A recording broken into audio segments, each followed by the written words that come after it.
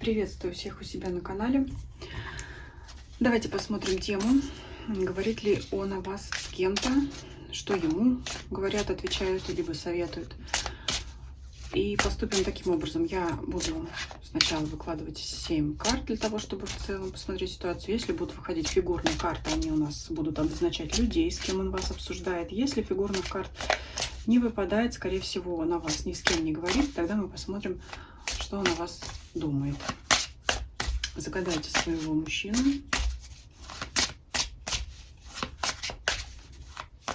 Может быть, вы предполагаете уже, знаете каких-то людей, с кем он может вас обсуждать. Тогда вы узнаете их, да, в фигурных картах, если они выпадут. Итак, говорит ли он о вас с кем-то?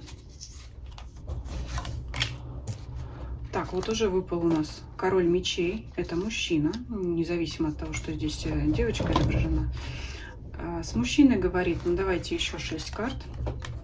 Пятерка пентаклей жалуется. Ему сразу могу сказать о том, как ему вас не хватает. Сердце рвется на части. Я не знаю, выражается ли мужчина такими словами. Он это может ощущать, говорить как-то по-другому. Ну, в общем, он жаловаться может мечевому королю какому-то, близкому ему человеку, близкому. Это только тот человек, кому он может раскрыть свои сердечные, душевные переживания. Уж не знаю, кто это может быть. А может быть, просто настолько грустно, одиноко без вас, что уже, я не знаю, кому попало, может это рассказать в известной степени, да? Или попутчик, незнакомый человек, которому открыть свои чувства проще, чем друзьям, близким, родным. Иногда такое бывает, но это просто сейчас говорю все, что мне приходит в голову. Но вот посмотрите, сердце здесь, птичка рвет, душа болит. Мне говорит, душа болит. Мечевому королю он говорит, что у меня болит душа. И пятерка пентаклей — это карта нехватки. Вот видите, опять девушка сидит, ничего нет, ничего вокруг нет, вот она одна. Кстати, как подсказочка. Еще 3 птички на голове сидят. Это вот, знаете, сейчас прям сразу, да, пока еще карты не доложила, пока не забыла, скажу так.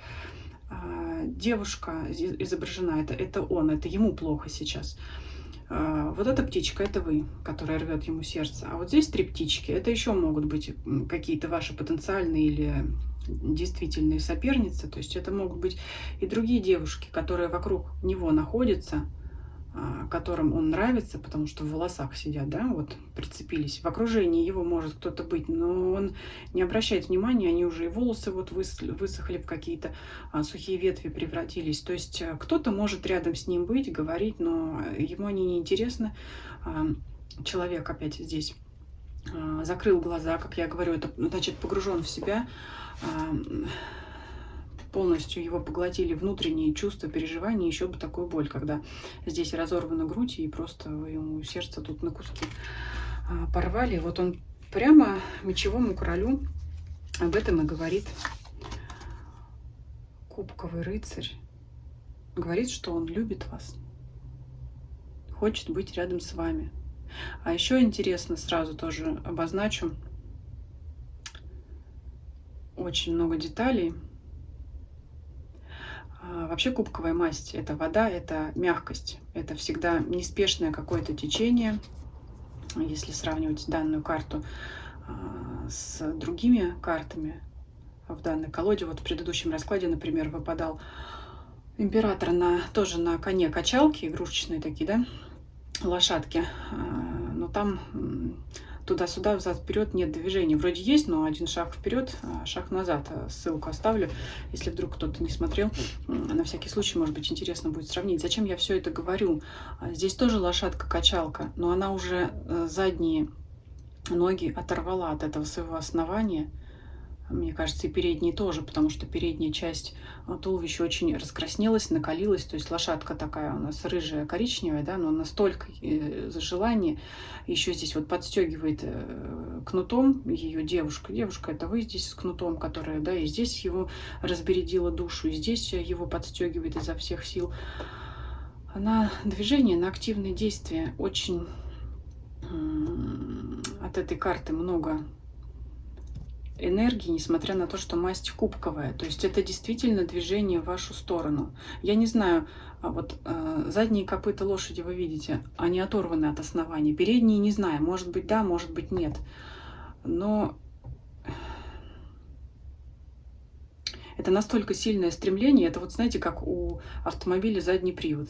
Ясно здесь, да, что почему такое сравнение в голову идет, когда подталкивает, подстегивает вот это желание действительно двинуться. Даже если передние копыта пока на основании, да, крепятся, то есть нету движения его в вашу сторону, я нисколько не сомневаюсь, что они тоже это основание покинут, потому как очень много энергии скопилось здесь, в голове, в шее, то есть именно желание оттолкнуться, может быть, уже действительно эта лошадка скоро оттолкнется и двинется в вашу сторону. То есть он что говорит мечевому королю, что он настолько сильный, у него чувства к вам. Это сейчас чувства любовные, романтические. Не знаю, страсть покажет потом или нет, но именно движут сейчас ими чувства. Вырывается из груди желание вот это поделиться о том, как он вас любит, влюблен, да, какой сильный романтический интерес он к вам испытывает. Это все зависит от того, на какой стадии ваших отношений вы сейчас находитесь. Но ему сейчас очень нелегко. Чувства рвутся из груди. Вы его грудь рвете на части, разрываете. Об этом он говорит, то есть он жалуется. Это какая-то, знаете, такая болезненная любовь, которая, ну вот сейчас, она рвется наружу, пока, может быть, не находит своего выражения, может быть, он вам еще не признался, либо не признался, в какой мере он вас любит, влюблен. Вот свеча сейчас ярче стала гореть, она уже такая у меня свечка старая, но вот заметьте, когда там она уже сильно много жидкого воска, она начинает слабо гореть, но вот здесь она прямо сильно сейчас горит, и вот когда я говорю о чувствах, она сильнее сейчас разгорелась, как я ее вижу, колыхается очень сильно, хотя здесь у меня сейчас нет никакого ветра, ни сквозняка, поэтому обращайте на это внимание. Она подчеркивает яркость его чувств в вашу сторону. Может быть, уточним, почему. Может быть, сейчас карты нам сами скажут. Но вот это вот болезненные чувства, очень сильная любовь, очень сильное желание к вам, стремление. Вот. Но есть боль. Может быть, потому что вы не рядом. Может быть, ну давайте сейчас не будем думать. Просто посмотрим сейчас, что еще покажут карты. Мы же еще 7 карт не выложили, да? Я сказала, может быть, еще какие-то фигуры выберут. Вот мечевому королю он об этом рассказывает, что она со мной сделала. Я не могу больше сдерживать эти чувства. Я очень хочу ей признаться. Я очень хочу развивать эти отношения. Я очень хочу двигаться вперед.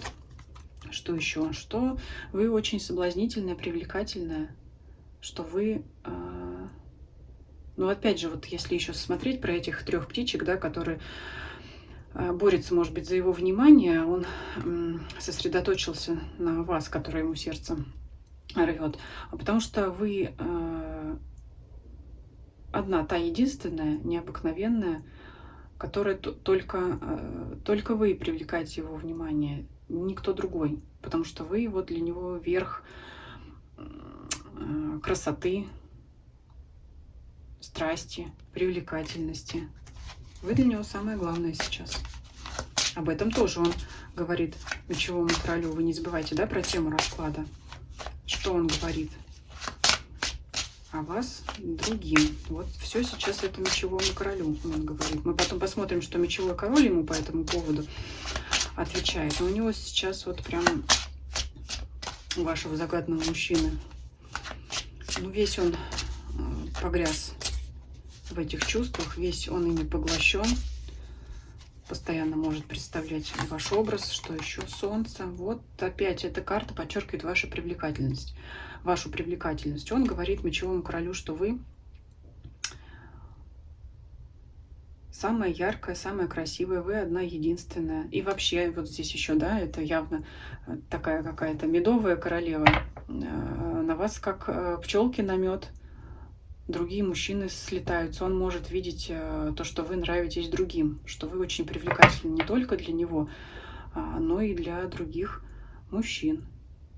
Может быть, он видит, как кто-то стремится там с вами общаться, заигрывать, флиртовать и так далее. Кто-то добивается вашего внимания. В общем, он видит и понимает, что такая девушка одна не останется. И это тоже причиняет ему боль, потому что карта ложится под картой пятерки пентаклей. Так.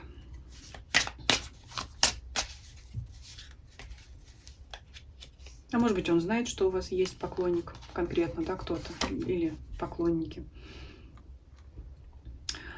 Императрица. Ну, вы знаете, это опять, как я говорю, флеш-рояль, сексуальная, красивая, умная. Здесь вот вы собрали просто, я не знаю, ну, флеш-рояль, я уже сказала, все собрали, все достоинства, наверное, какие только могут быть. В общем, он вас очень сильно расхваливает, нахваливает, и хозяйственная вы, и умница, красавица. Не буду все это перечислять, нахваливать вас. Я и так уже тут много чего сказала. Но если смотреть конкретное изображение данной колоды, это также карта наблюдений. Девушка разглядывает под лупой стрекозу. С одной стороны, он уже все рассмотрел. Еще, знаете, такое выражение мне очень нравится, это очень интересно вообще с позиции изучения психологии. Такое есть. Значит, мужчина смотрит женщине в глаза уже после того, как все остальное он уже разглядел. То есть каждые мельчайшие детали вашей фигуры, внешности, одежды, волосы, все он рассмотрел. Вас он полностью со всех сторон рассмотрел. И пришел к выводу, что вы опять идеальная для него, самое лучшее. Поэтому теперь он может смотреть вам в глаза. То есть его чувства уже перешли. Я вот говорила, да, под кубковым рыцарем. Уже сказала, не знаю, выпадет ли страсть, но страсть она выпала. Еще если меня кто-то поправит, но из всей информации, какой я когда-либо встречала, я поняла, что интерес мужчины начинается всегда со страсти, уже потом наступают романтические чувства. Ну вот она и была, эта страсть. Изначально мужчина мог делиться с мечевым этим королем, своим товарищем, другом, коллегой. Не думаю, что это родственник. Вот почему-то не думаю я по мечевому королю, что это родственник. Единственное, что это только какой-то высокоинтеллектуальный человек. Ну, как-то видится мне, что это больше какой-то его друг, приятель, товарищ. Но я уже сказала, вам виднее, вы сами поймете, кто это может быть. Сначала он говорил ему о страсти. Вот первый столбик. Сначала говорил о страсти, уже только потом, через боль, понимание о том, что вы всем нужна, важна, любима, притягательна всеми остальными, он пришел уже вот к чувствам, к кубковому рыцарю, да, если смотреть, переходить к последнему столбику. И сейчас он так и наблюдает за вами, и вот все, что он увидел, все, что он о вас узнал, он все это рассказывает мечевому королю. Вот каждый, потому что хочет очень поделиться. Вот опять это здесь, кроме боли в душе, это еще и открытая душа. Он хочет открыть душу, ему не терпится, он не может в себе это держать, ему надо с кем-то делиться, он не может держать это в себе. Обязательно кому-то надо это рассказать. Кстати говоря, не знаю, как это воспринимает мечевой король. Но мы сейчас это раскроем, потому что мечевой король есть мечевой король. Не знаю, как он его утешит или что-то. Но главное, что просто мужчине, вашему загаданному, надо кому-то выговариваться. И вот каждую мелочь, каждую деталь, вот все, что у вас нового, все, что произошло нового в ваших отношениях, все, что он о вас узнал, он каждую вот эту мелочь рассказывает мечевому королю. Ну и вообще может говорить, что он за вами наблюдает. Так, ну и 7-я карта. Для начала, да, уже, наверное, середина примерно расклада, но еще вот 7-ю карту мы выложим. Карта суда. Вот здесь так, я вам скажу сразу, что мне пришло в голову. Это лабиринт, в середине которого находится прекрасный цветок, девушка, то есть вы. И он здесь вот такой маленький зайчик с ключиком, который хочет подобраться. То есть он к вам подбирает ключик, но в принципе-то ключик у него есть. Он знает, как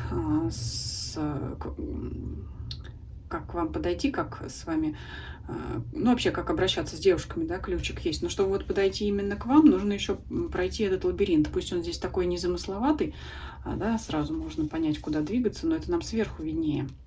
С высоты девушки виднее, как он может к ней подобраться. Она-то об этом знает прекрасно, но он-то находится за стеной, за закрытыми дверями, он еще не знает, да, в какую сторону, влево, вправо, как к ней пробраться, как к ней подойти. И об этом он, кстати говоря, может советоваться с этим мечевым своим королем, своим товарищем.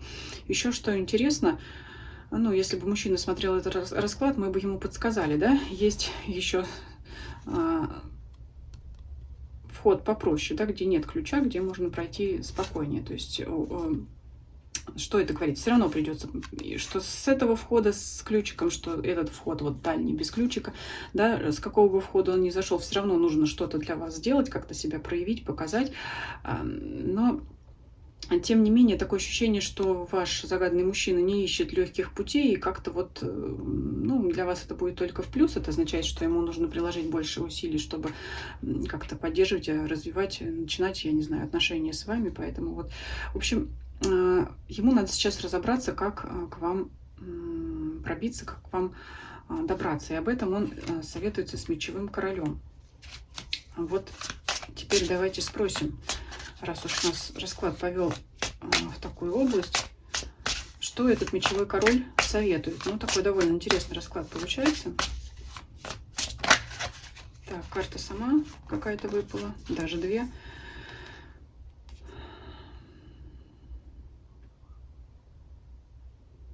А он его здесь не жалеет, кстати говоря.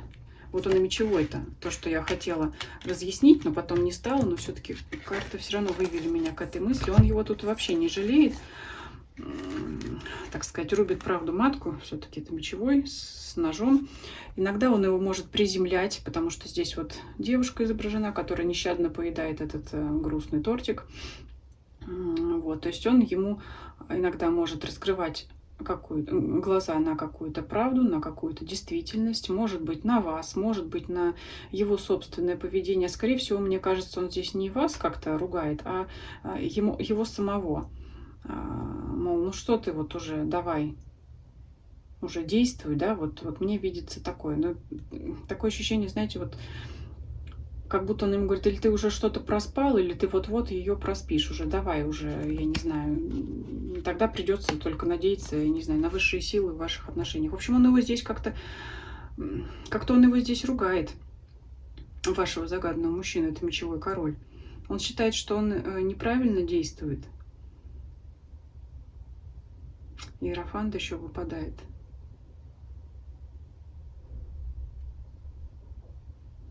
Иерофант здесь вот дети просят помощи.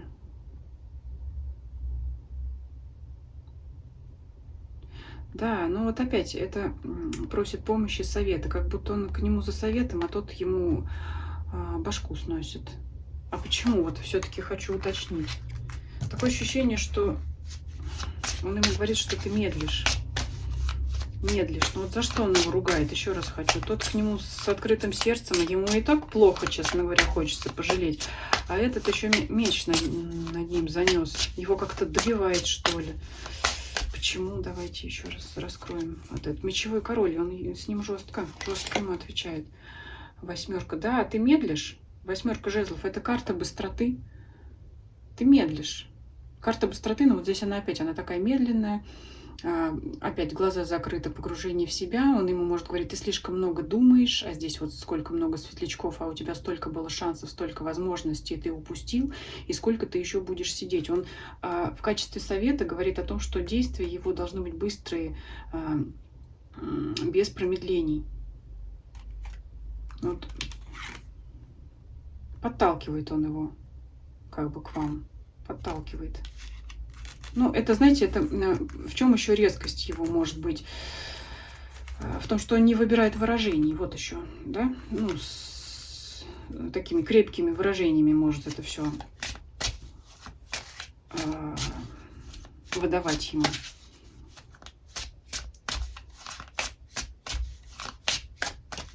То есть мы здесь выяснили, что Ваш мужчина говорит, плачется о вас в жилетку мечевому королю. Но дело в том, что у мечевого короля жилетка-то стальная, и все эти его слезки обратно отпрыгивают в сторону вашего мужчины, потому что он ему в резкой форме говорит о том, что ты очень много моментов упустил, опять же, в резкой форме, да, упустил очень много моментов, очень много шансов, и тебе надо как можно скорее действовать. Давайте, вот, то есть мы поняли, что совет он от него получил. Это, знаете, этот разговор похож на такое, что вот мужчина, значит, обращается к мечевому королю, да, вот к своему другу, товарищу, кому. Вот он там долго про вас рассказывает, и какая вы вся такая, раз такая, и как он без вас не может, и как ему плохо, и сколько у вас поклонников, и все. Вот очень долго он ему рассказывает то, что может быть не свойственно мужчинам, а тут ему вот отрезал, может быть, парой слов, одним предложением о том, что ну долго ты еще будешь сидеть. Все. И на этом разговор мечевого короля с вашим мужчиной закончился. Это может быть одна фраза буквально, то есть это может быть звонок или где-то, я не знаю, разговор в курилке там еще и так далее. То есть очень долго ваш мужчина рассказывал ему о вас и о том, как ему без вас плохо. А тот одним словом ему ответил, и все, на этом разговор закончился. Теперь давайте еще в итоге мы спросим, последует ли загаданный ваш мужчина совету этого мечевого короля. Что он будет делать? Четверка мечей. А пока сидит дальше. Четверка мечей сидит дальше. Паш жезлов. Но он не просто сидит, он все-таки думает, как действовать. Хочет он действовать, семерка. Ой, очень он боится, что вы его накажете. В каком смысле слова? Вот мы сейчас спросили, последует ли мужчина ваш загаданный совету того человека, с которым он о вас говорит. Конкретных действий здесь нет. Он понял, что да, надо что-то делать, он перебирает способы, как к вам подобраться, что вам сказать, но он очень боится, что вы это не примете. Вот он к вам, вот у него после этого совета в голове такие мысли, что вот я сейчас к ней подойду, предложу это, она меня засмеет или отошьет, или еще вот что-то сделает. Вот он пока, можно сказать, без движения. Он боится вас. Здесь может быть вообще замкнутый круг. Он может размышлять о том, как вам подойти, переживать из-за этого, бояться, опять плакаться этому мечевому королю. Тут ему опять, да сколько еще можно сидеть, да, вот один светлячок, второй, третий, четвертый, уже сколько шансов ты упустил, и все возвращается на круги своя. Ну вот пока вот такое. Вот поэтому он мечевой и злится, да, ну сколько ты будешь ко мне ходить? Может быть, он не раз уже к нему обращался за советом, не раз уже говорил о вас, и поэтому уже, может быть, мечевой злится. А Васька слушает, да ест. Да, то есть ему уже надоело это. Вот это слушать. Поэтому вот так. Давайте мы, знаете, что сделаем? Вот сейчас для вас специально мы попросим мечевого короля, чтобы он дал вашему загаданному мужчине такой основательный пиночек. Потому что человек-то довольно-таки влиятельный, опытный, знающий. Мы сейчас попросим, да, сделаем такой как бы корректирующий расклад. Мы сейчас обратимся к мечевому королю, тому человеку, с которым он общается, потому что он, ну, ни за, ни против ваших отношений, он просто, как, скажем, консультант. Вот мы сейчас попросим, обратимся к этому мечевому королю, может быть, вы конкретно знаете, что это за человек, чтобы он повлиял на вашего мужчину, да, на дальнейшие действия. Вот давайте попробуем вот так вот эксперимент такой провести, а вы мне потом в комментариях напишите. Может быть, вы уже узнаете, да, что, как оно там произошло, как отыгралось, что сама карта выпала. Да? Мы сейчас просим мечевого короля помочь мужчине вашему загаданному сделать к вам действия, шаги. Королева жезлов. Так. Мне кажется, что это вы сейчас. Не знаю, знакомы вы или нет. Звезда. Шестерка мечей. Даже если вы не знакомы с этим королем, здесь выпадает такой расклад, что мнение этого мечевого короля такое, что вы скорее сама активнее привлечете этого мужчину на движение какое-то к вам. И вам для этого ничего не нужно делать сверх того, что вы уже делаете сейчас. Сияйте, будьте такой же энергичный и привлекательный. И тогда он все-таки двинется к вам. В общем, мнение мечевого короля такое, что рано или поздно этот мужчина все равно будет к вам действовать, потому что вы слишком яркая, слишком привлекательная. И он захочет, мужчина загаданный ваш, хоть какими-то мелкими шажками, хоть как-то, хоть потихоньку все равно двигаться к вам. Ну, то есть, грубо говоря, мы мечевого короля сейчас не уговорили нам помочь, но мы узнали его мнение о том, что вы слишком яркая, слишком привлекательная. Ну, то есть вы его дожмете рано или поздно. Не мечевого короля вы дожмете, а дожмете вашего загаданного мужчину. Конечно, он не поведет его за ручку к вам. Нет, здесь нет такой ситуации, когда, например, общий друг, общий знакомый, да, там делает какие-то действия, чтобы помирить пару. Ну, всякое бывает, да, но здесь все-таки этот мужчина уверен в том, что ваш загаданный без вас не может, будет потихонечку двигаться. Поэтому продолжайте дальше светить, сиять и... Ну, подождать надо, конечно, немного. Вот такой был расклад. Спасибо вам за просмотр. Пишите ваши комментарии. Всем спасибо за просмотр. Всем до свидания.